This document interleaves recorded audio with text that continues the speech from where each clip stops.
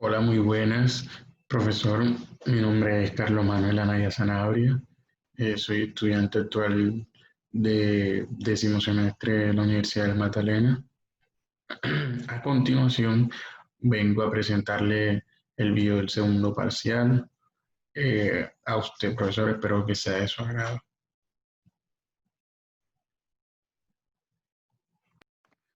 Bueno, a continuación, profesor, vengo a presentarle el primer tema que traemos a colación para la temática que se van a presentar en todo el video. Entonces, tenemos pues la termodinámica.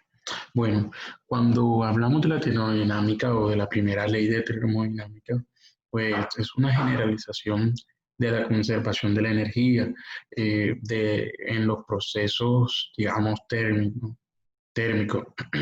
Esta se basa en la conclusión de Joule, de que, digamos, él decía que el calor y la energía eran equivalentes, pero para llegar a ella, digamos que hay que sortear algunas cositas que se presentan dentro del camino. Bueno, siguiendo esta misma temática de Joule, de la termodinámica, pues él dice que pues, se podría caer, digamos, en la tentación de llamar el calor, pues energía interna y asociar con la temperatura. Digamos que podríamos entonces agregar calor a la energía potencial y cinética de un sistema y llamar a esta suma, digamos, una energía total, que es lo que conservaría. Bueno, entonces, de hecho, en esta solución pues funciona bien para una gran variedad de fenómenos, incluyendo, digamos, los experimentos, eh, esos experimentos de Joule. Bueno, los problemas, digamos, que surgen con la idea de contenido pues, del calor de un sistema. Entonces, cuando se calienta, digamos, ejemplo, cuando se calienta un sólido a su punto de fusión, una entrada de calor adicional provoca, digamos, la fusión, pero sin aumentar la temperatura. Entonces, con este sencillo experimento, pues se evidencia que se puede considerar simple la energía térmica medida solo por un aumento de la temperatura como parte de la energía total de un sistema, no dará una ley general completa. Entonces, digamos, en lugar de calor, podemos usar el concepto de energía, que es mejor, energía interna. Esto es, digamos, una energía en el sistema que se puede tomar formas no directamente relacionadas con la temperatura. Entonces podemos, digamos, entonces usar la palabra calor solamente como reflexión o para referirnos eh, a la transferencia, digamos, de energía entre un sistema y su entorno. Entonces, digamos que de forma análoga, el término trabajo no se utilizará para describir algún contenido dentro del sistema, sino que se describe como una transferencia, o sea, una transferencia de energía de un sistema a otro. Y pues calor y trabajo son, digamos, dos formas en las que se puede transferir la energía a, digamos, a no energías. Siguiendo con esta primitiva, digamos que la primera ley de la termodinámica es un caso especial de la ley, digamos, de la conservación de la energía. Se describen procesos que solo cambia la energía, digamos, interna y las únicas transferencias de energía que son mediante calor y también trabajo. Y bueno, siguiendo con el ejemplo que tenemos en la parte derecha de la diapositiva, bueno, en la primera instancia tenemos un cilindro normal, un cilindro vacío. Luego, pues hemos colocado sobre él un pistón como se observa en la imagen. Este pistón se puede mover hacia arriba y hacia abajo, pues un pistón móvil, también llamado como émbolo. Luego se colocaremos dentro de él, eh, del cilindro por debajo del émbolo, digamos un gas X cualquiera, un gas cualquiera, con ciertas características, eh, como lo observamos de color verde. O sea, ahí en la imagen lo observamos que es de color verde. Luego, digamos que llegamos a imaginar eh, que nuestro medio interactúa con el gas en forma de calor. La flecha morada hacia arriba indica que se está entregando calor al sistema, es decir, al gas, o sea, es decir, al gas. O sea, el medio está entregando calor al sistema, es decir, al gas que está ahí dentro. Esto se produce pues que el gas se expanda moviendo al pistón hacia arriba. O sea, lo que conocemos como ese empuje.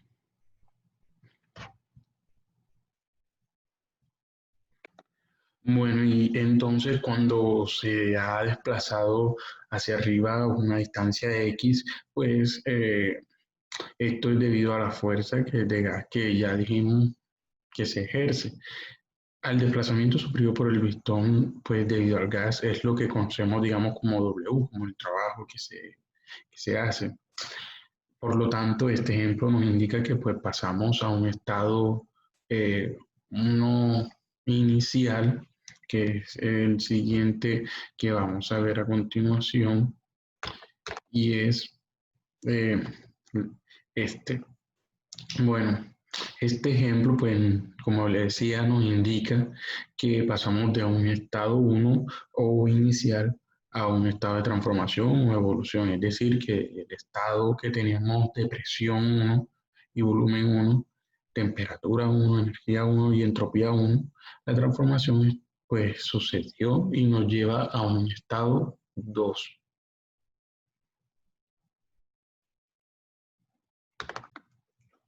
Bueno, siguiendo pues este principio, digamos, tiene tres variables que se pueden sustentar o se pueden comunicar, como digamos que el calor, para el ejemplo, sería este que entra, el cual, digamos, se divide el calor en dos tipos de energía.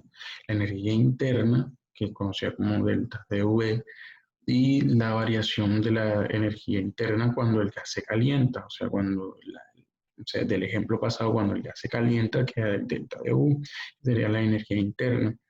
Y pues por otro lado tenemos lo que es el trabajo, conocido como la letra W, pues logrado gracias al calor, digamos, el realizado por el pistón al desplazarse hacia arriba, al calentarse el gas. Bueno, siguiendo con las temáticas, bueno, a continuación evidenciamos unos tipos de procesos que se dan dentro de la termodinámica. Este primero es el proceso isobárico, pues en termodinámica, digamos, es un proceso que da un cambio en el estado de una cierta cantidad de materia en la que la presión permanece, digamos, constante. Lo que sí cambia es una o más de sus variables de estado. Si se transfiere de calor al sistema, se realiza trabajo y también cambia la energía interna del sistema. El proceso isobárico, digamos, se rige por la ley de Charlie. Según la ley de Charlie, para una masa fija eh, de gas ideal a presión constante, el volumen es directamente proporcional a la temperatura en Kelvin. Digamos que para comprender mejor esto que se ha dicho anteriormente, digamos que un proceso termodinámico, digamos, nos ayuda a ver un par de ejemplos. O sea, viendo un par de ejemplos podemos ver mejor lo que es el proceso termodinámico este que vimos de isobárico, que digamos una fase de expansión del cilindro de un motor. Este es un ejemplo muy claro, al igual que la ebullición de agua en un recipiente abierto, o digamos el calentamiento de un globo por efecto de la radiación solar. Eh, Esto es un proceso que cuando se expanden este tipo de materiales debido a esa fuerza que se da a ese proceso. Entonces, digamos, en el caso del calentamiento de aire de un globo, el cambio de volumen que se experimenta, conforme a los rayos del sol inciden sobre él, digamos que ese es un ejemplo isobárico presente. Digamos que al inicio de la mañana presenta cierta presión, volumen y temperatura conforme a que, digamos, pasa el tiempo y se calienta. El aire en su interior aumenta la presión, pero esta no varía debido al aumento del volumen.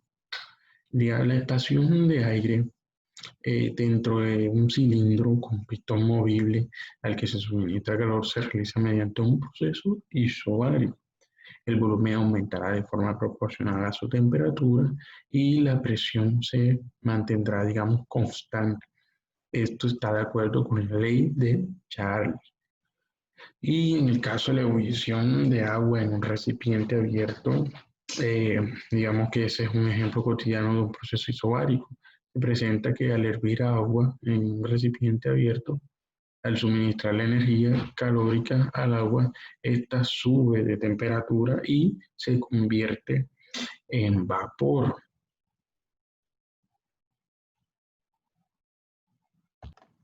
Entonces, el vapor que se obtiene tiene una temperatura superior y ocupa un mayor volumen. Sin embargo, la presión se mantiene constante. Desde el inicio de la presión es igual a la presión atmosférica.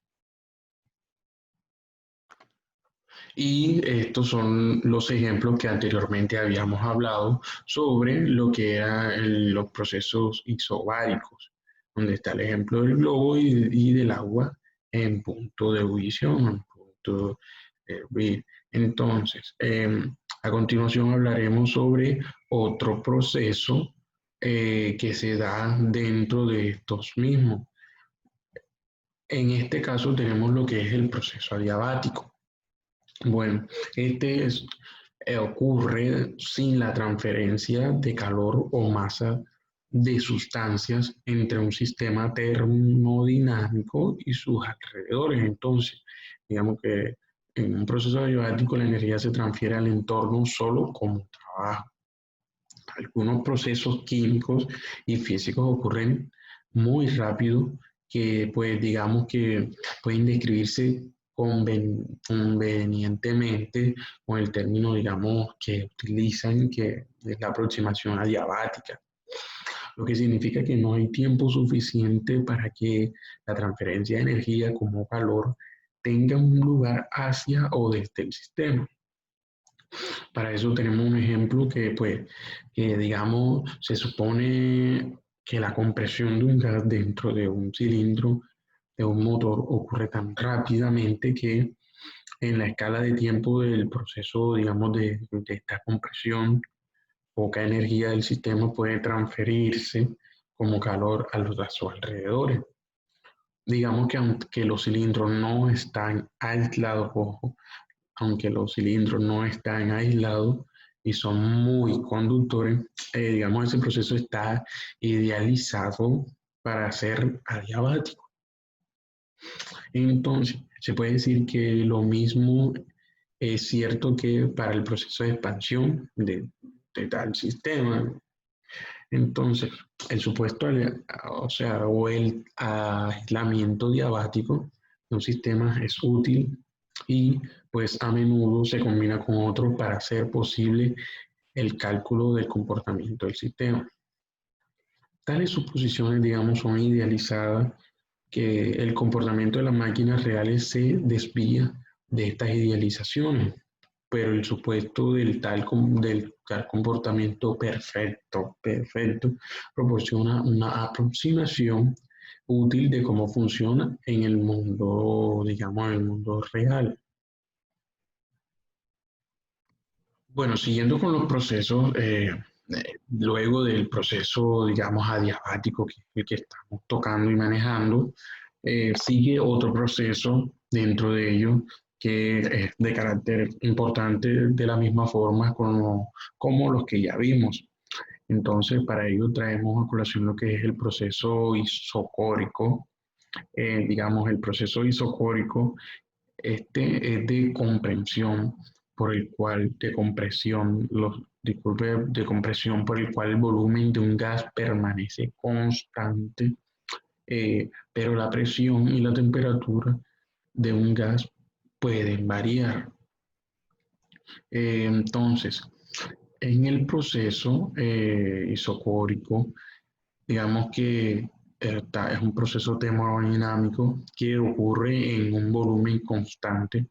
Para llevar a cabo un proceso isocórico en un gas o líquido es suficientemente nada más con calentar y enfriar una sustancia en un recipiente para que o sea, para poder evidenciar que su volumen cambia.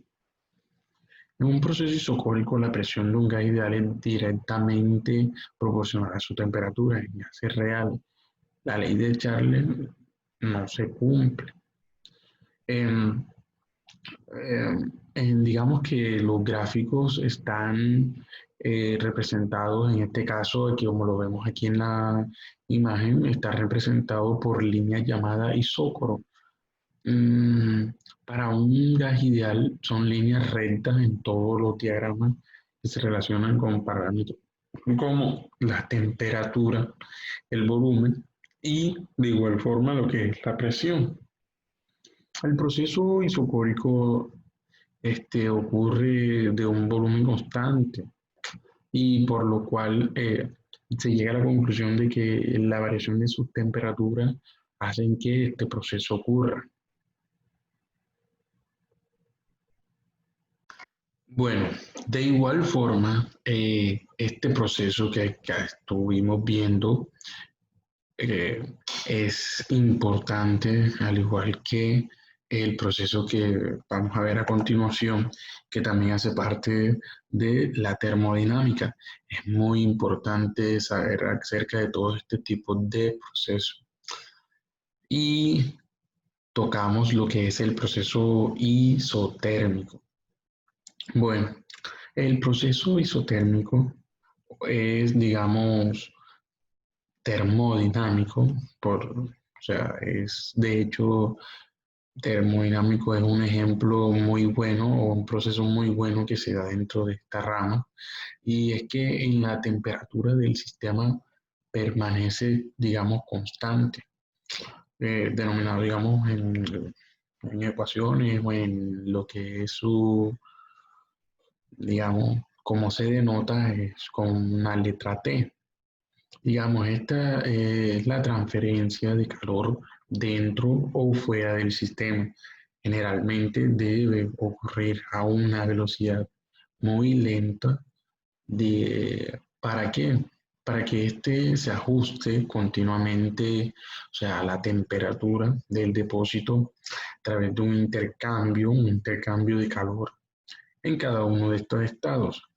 eh, para que, digamos, se mantenga el equilibrio térmico que ya se viene dando.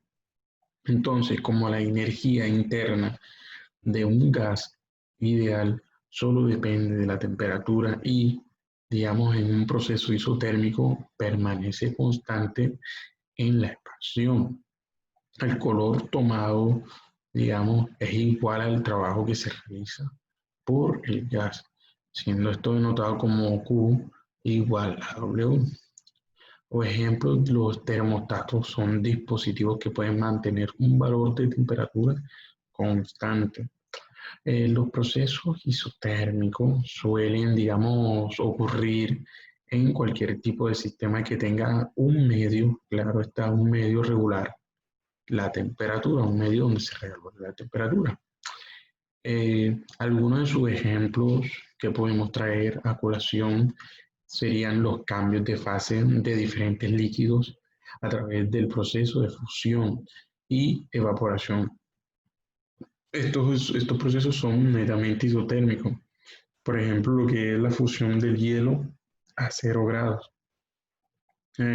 Por otra parte, tenemos las reacciones, digamos, de los refrigeradores, son de carácter isotérmica y pues que estos mantienen una temperatura constante, lo cual ocurre, digamos, con una bomba de calor.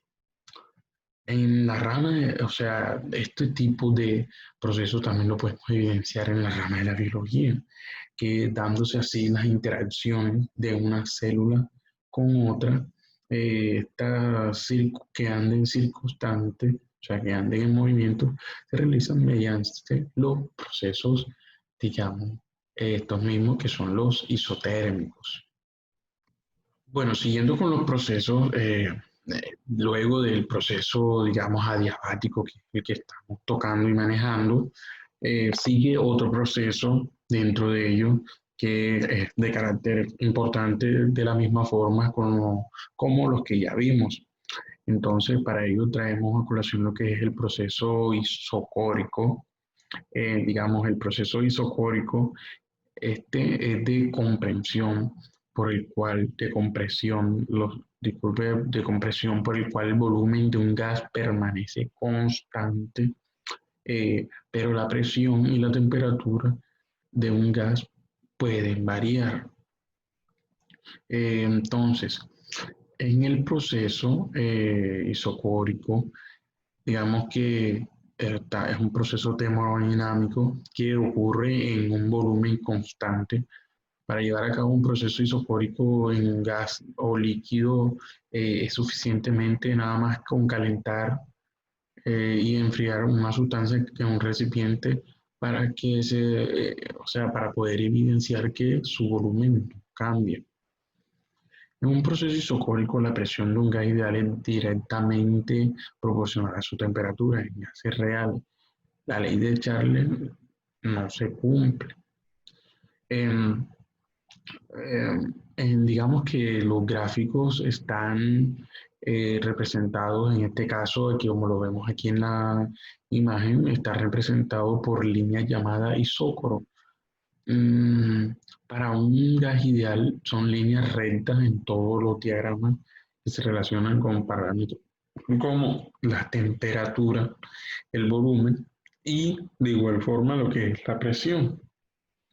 El proceso isocórico ocurre de un volumen constante y por lo cual se llega a la conclusión de que la variación de sus temperaturas hacen que este proceso ocurra. Bueno, luego de los procesos que ya vimos anteriormente, eh, ahora nos trasladaremos a lo que sería la segunda ley de la termodinámica. Para esto, decimos que la incapacidad de la primera ley de identificar si un proceso puede llevarse a cabo es remediado al introducir otro tipo de principio general, como lo es la segunda ley de la termodinámica, debido a que la primera ley no restringe la dirección de un proceso, pero satisfacerla no asegura que el proceso ocurrirá, o sea, de verdad, o sea, realmente. Cuando los procesos no se pueden dar, esto se puede detectar con la ayuda de una propiedad llamada entropía, y luego hablaremos un poco acerca de ella. Bueno, un proceso no sucede a menos que satisfaga la primera y la segunda ley de la termodinámica. El empleo de la segunda ley de la termodinámica, digamos que este no se limita a identificar la dirección de procesos. La segunda ley de la termodinámica también afirma, digamos, que la energía tiene una calidad, así como también de cantidad. La primera ley, digamos que tiene que ver con la cantidad y la transformación de la energía de una forma a otra, pero sin importar dentro de todo lo que cabe la calidad. Digamos que preservar la calidad de la energía es un interés principal de nosotros los ingenieros, claro, debido a que pues gracias a la segunda ley nos brinda los medios necesarios para determinar cuál sería su calidad, así como el nivel de degradación de la energía, digamos, durante el proceso. La naturaleza también, digamos, que nos establece que puede ser transformada íntegra y completamente en trabajo útil. De aquí que todo el trabajo pues se puede convertir en calor, pero no todo el calor puede convertirse en trabajo. Hay que tener muy en cuenta eso.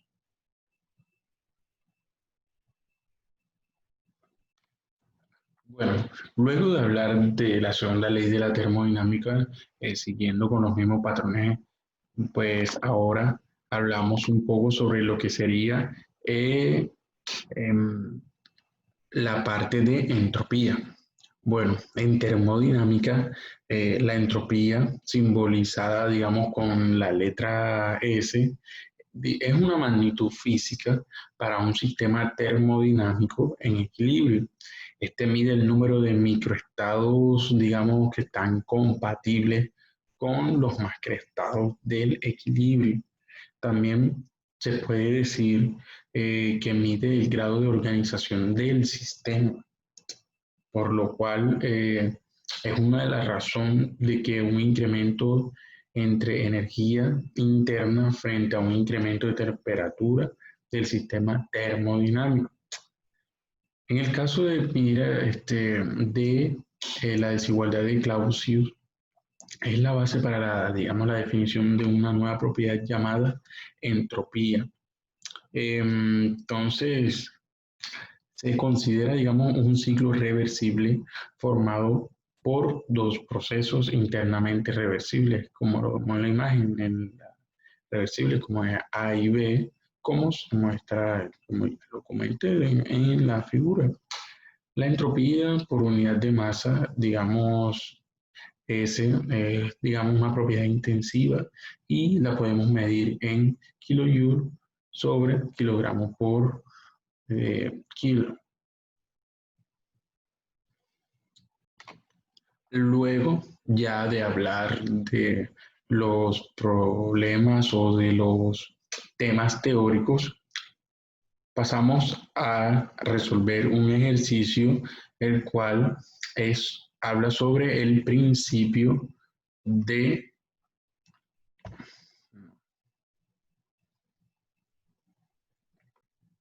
Bueno, luego de haber tocado todos los temas anteriores, eh, finalizando con entropía, pues a continuación vamos a resolver un ejercicio sobre la primera ley de la termodinámica. Para esto nos dirigimos a la siguiente. Bueno, nos dice el ejercicio, un recipiente rígido contiene un mole de grasa, de gas ideal que recibe lentamente 2.0 por 10 a la 4 joules de calor. Para esto debemos responder la siguiente pregunta. A. El trabajo efectuado por el gas es, digamos, 1 positivo, 2 0 3 negativo. El inciso B nos dice que cómo cambia la energía interna del gas. Bueno, para esto tenemos la resolución del problema y es la siguiente. Entonces, lo primero que vamos a hacer es identificar lo que vamos a realizar, la solución del problema. Entonces, para esto tenemos que traer a colación lo que nos dice la primera ley de la termodinámica, donde dice que el cambio de energía interna va a ser igual al calor de la diferencia entre el calor suministrado al sistema menos el trabajo realizado por el sistema o que se realiza sobre el sistema. Por consiguiente, el trabajo es igual a P, que es la presión por el cambio de volumen, que es delta de B. Aquí lo vemos en la diapositiva. Entonces, lo primero que vamos a tener en cuenta es crear, digamos, un gráfico que nos permita resolver dicho problema y verlo de forma más clara. Eh, Luego entonces sabemos que el gas ideal está inmerso dentro del recipiente, por lo cual el delta de B, digamos, no presenta un cambio de volumen. Ya teniendo planteado el ejercicio, entonces vamos a tener en cuenta que el recipiente se mantendrá rígido. Ojo con esa información porque es muy importante. El recipiente se va a mantener rígido. Entonces, aquí tenemos el recipiente en la diapositiva, ahí está el recipiente como ya hizo, y como les mencioné, tenemos que tener en cuenta que es rígido. Entonces, para esto, en el caso del inciso A, que vamos a resolverlo, sabemos que el trabajo que se realizó es cero. Pues porque sabemos que el trabajo que se realiza teniendo en cuenta la fórmula que aquí está planteada, donde el trabajo, digamos, es igual a la presión de delta de B, pero como ya se vio el recipiente, o ya habíamos dicho lo que comentaba, que hay que tener muy en cuenta que el recipiente es rígido, por eso se hace el trabajo cero, cero. ¿Por qué? Por no haber un cambio de volumen, por eso se hace cero. Entonces la respuesta para el inciso A de este ejercicio es cero. Entonces, para el siguiente inciso, que es en el caso B, el cambio de energía interna, digamos que sabemos que es delta de U, que es igual a Q menos el trabajo. Entonces, queda que 2 por 10 elevado a las 4 julios en menos el trabajo suministrado, por lo cual este queda positivo. ¿Por qué? Porque se está suministrando calor al sistema. Y aquí tenemos las respuestas del inciso B.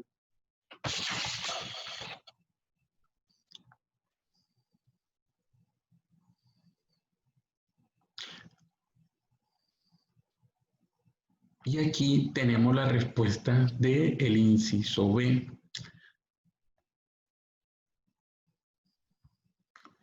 De esta manera damos por finalizado el video y la sustentación del parcial, por lo cual, profesor, quiero agradecerle por la atención prestada. Muchísimas gracias por dar la oportunidad de impartir estos conocimientos y brindárnoslos a nosotros para todo lo que va a ser nuestra carrera, además de lo que iremos a implementar en nuestra vida cotidiana. Muchísimas gracias.